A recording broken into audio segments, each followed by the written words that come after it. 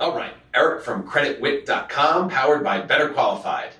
And we've got a question from a user about they pulled their own credit score online and then they went to the bank and there was a difference of 100 points. Well, here's real quick what a consumer pulls online when they get their credit. If you go to some of the bigger names and you see the advertising, if you're pulling one of those scores, we kind of call them a FICO. Okay, FICO score compared to what?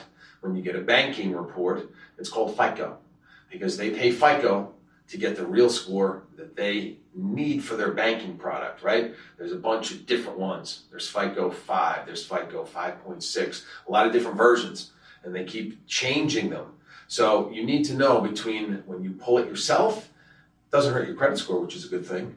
It's a good beginning, let's call it a progress report, right? It'll give you the items that are on your credit report. Don't value the score. Value the score if the score changes, but don't really value that score until you get a real report pulled by a mortgage company or bank, somebody that's actually going to give you financing, okay? So we have a FICO versus a FICO.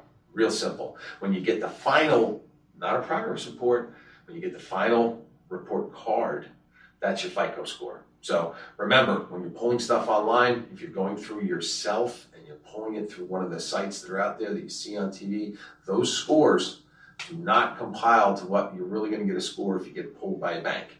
Just remember, again, if you're doing that, at least the items, and most of the time it's only one bureau.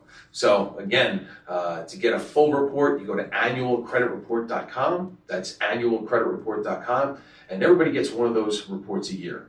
So if you haven't pulled your credit and you want to get at least a idea of what's on it, or if you're not monitored and you have no idea, and if you've seen some of the other videos I talk about monitoring, guys, it's the fastest growing crime in America, ID theft.